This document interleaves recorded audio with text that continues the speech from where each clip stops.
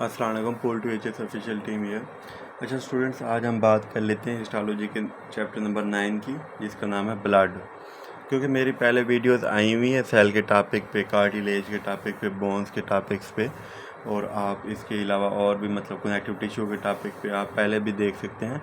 अगर आप देखना चाहते हैं किसी और टॉपिक पे हिस्टोलॉजी के, तो आप प्ले लिस्ट ओपन करके उसमें हिस्टोलॉजी वीडियोज़ का एक फ़ोल्डर होगा, उसको ओपन करके आप वीडियोज़ देख सकते हैं। इसके अलावा स्टूडेंट्स, आप में से जो भी इस चैनल पे न्यू है, काइंडली चैनल को सब्सक्राइब कर ले ताकि अगले आने वाली जितनी भी वीडियोज़ हैं वो आपको मिलती रहें।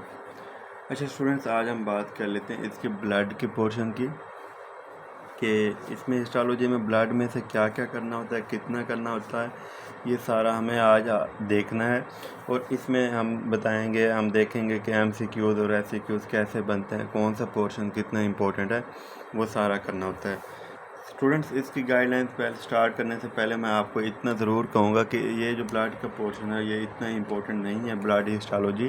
क्योंकि ब्लड हिस्टोलॉजी का जो ब्लड है ना, वो आप वैसे भी फिजियो में जब पढ़ते हैं, फिजियोलॉजी में, तो आपका टॉपिक वहाँ पे कवर हो जाता है।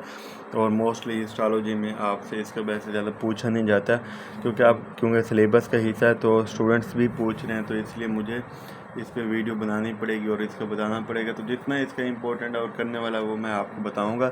सबसे पहले वो करें और उसके बाद बाकी पोर्शन करें। तो स्टूडेंट्स, अगर हम बात करते हैं प्लाज्मा की, तो प्लाज्मा की डेफिनेशन आपने देखनी है, और इसमें एलिमेंट्स कौन से होते हैं इसको देखना है, और फॉर्म्ड एलिमेंट्स के नेम, क्लासिफिकेशन, जैसे इरिथ्रोसाइट, ल्यूकोसाइट्स और प्लेटलेट्स, और ये भी वैल्यू देख लेनी है। इसमें आप प्लाज्मा को रीड करेंगे, जस्ट ये रीड करने के बाद आप इसमें इरिथ्रोसाइट्स को देखेंगे। इरिथ्रोसाइट्स को देखेंगे कि इरिथ्रोसाइट्स की क्या, इसका साइज़ क्या है, इसके न्यूक्लियस को किस शेप के होते हैं, कौन सा कलर होता है, ये सारा का सारा आपने देखना होता है। हीमोग्लोबिन हो तो कौन सा कलर देती है, और ये सब कुछ आपने यहाँ से करना है। इसके बाद स्टूडेंट्स, इसमें से अगर हम बात कर लेते हैं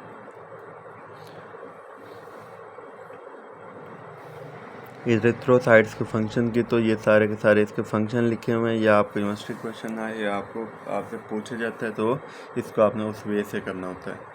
रेटिकुलोसाइट्स की अगर हम बात करें स्टूडेंट्स, तो रेटिकुलोसाइट्स को देख सकते हैं कि रेटिकुलोसाइट्स होते क्या हैं, इनकी डेफिनेशन देखें, और ये एनीमिया का पैराग्राफ पढ़ लेंगे, क्लिनिकल में आपको हेल्प करेगा।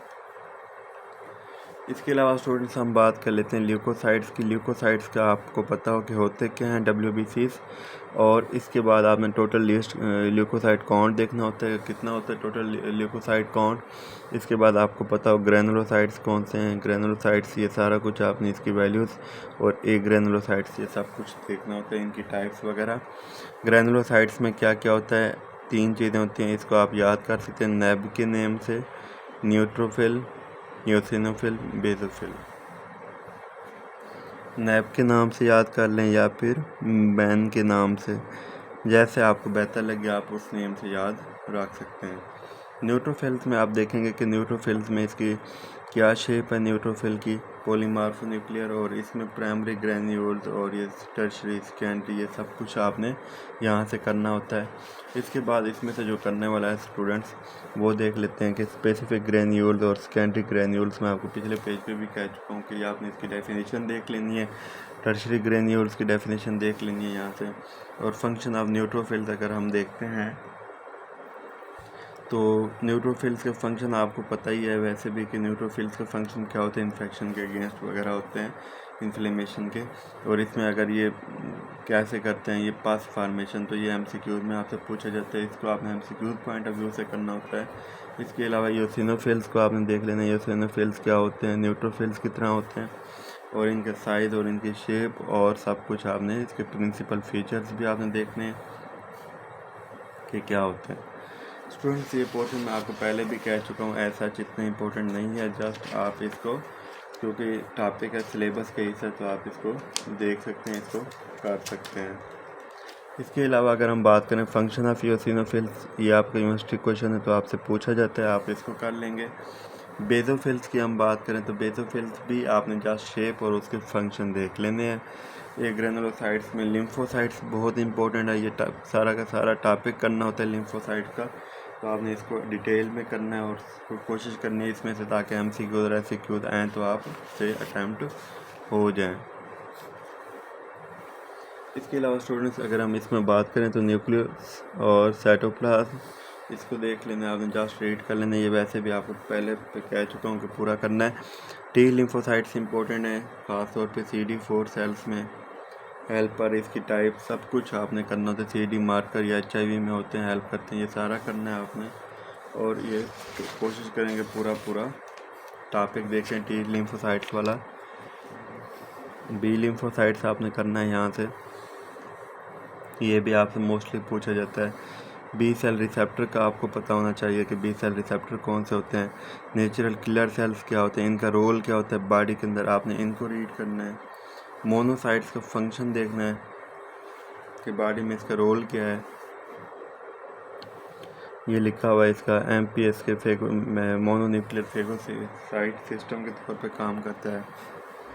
इसके अलावा आप इसमें से प्लेटलेट्स के टॉपिक देख लेते हैं। प्लेटलेट्स में से क्या क्या करना होता है, प्लेटलेट्स की डेफिनेशन, उसका न्यूक्लियर का साइज़ और इसकी प्लेटलेट का फंक्शन इम्पोर्टेंट है सबसे ज़्यादा, तो आपने इसको भी कर लेना है प्लेटलेट के फंक्शन को। ये भी आपका इम्पोर्टेंट टॉपिक है, यूनिवर्सिटी क्वेश्चन है, ये आपसे मोस्टली पूछा जाता है।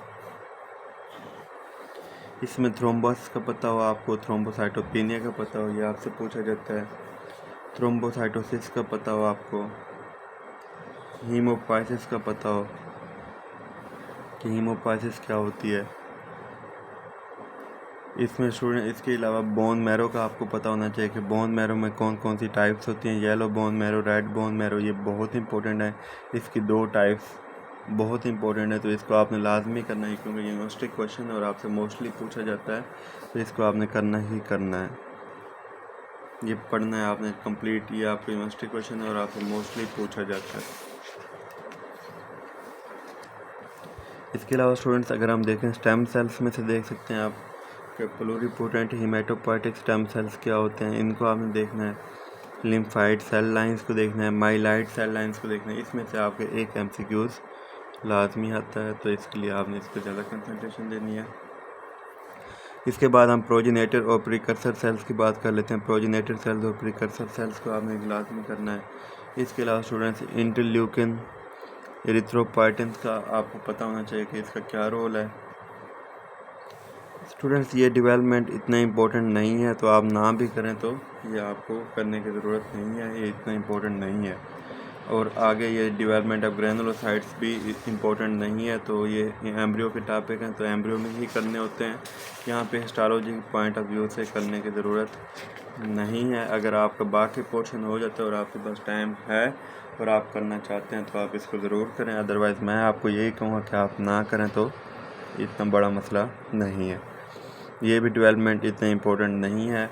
बाकी इसके अलावा जो स्टूडेंट इसमें से इम्पोर्टेंट है, ये भी डेवलपमेंट इतना इम्पोर्टेंट नहीं है। बाकी आप रीड करना चाहें तो आप मोस्ट वेलकम आप कर सकते हैं इसमें से MCQs पॉइंट ऑफ व्यू के लिए, क्योंकि यूनिवर्सिटीज़ का कुछ भी पता नहीं लगता, वो MCQs बना देते होते हैं। इसलिए आप करना चाहते हैं तो आप बाकी पोर्शन जो आपको मार्क रहा है वो करके उसके बाद ये वाला पोर्शन करें, ताकि आपको अगर कर भी रहे हैं तो आपकी तैयारी उसकी हो जाए और आपको पूरे के पूरे MCQs अटैम्प्ट करने में हेल्प मिल सके। इसमें से आपने ल्यूकीमिया में से इसकी टाइप्स, पहले आपको ल्यूकीमिया का पता हो कि ल्यूकीमिया है क्या, किसकी वजह से होता है, इसकी ये याद करके उसके बाद आपने इसकी टाइप्स और माइलाइड ल्यूकीमिया, लिम्फेटिक ल्यूकीमिया, ये सारे आपने इस तरह से याद करने होते हैं। तो स्टूडेंट्स यहाँ तक हमारा ये ब्लड हिस्टोलॉजी का टॉपिक ख़त्म होता है। इसमें से जो मैंने आपको बताया उतना ही करना है। तो इसके अलावा स्टूडेंट्स आप में से जो भी इस चैनल पे न्यू है काइंडली चैनल को सब्सक्राइब कर ले, ताकि अगले आने वाली जितनी भी वीडियोज़ हैं वो आपको मिलती रहें। इस चैनल पे आपको हर टॉपिक की गाइडलाइंस मिलेंगी, हर सब्जेक्ट की गाइडलाइंस मिलेंगी, तो इसलिए आप इस पर फोकस करें। इसमें आपको MCQs और SCQs की मार्किंग कराई जाती है। तो स्टूडेंट्स उम्मीद है आपको इसकी समझ आ गई होगी। थैंक यू, अल्लाह हाफ़िज़।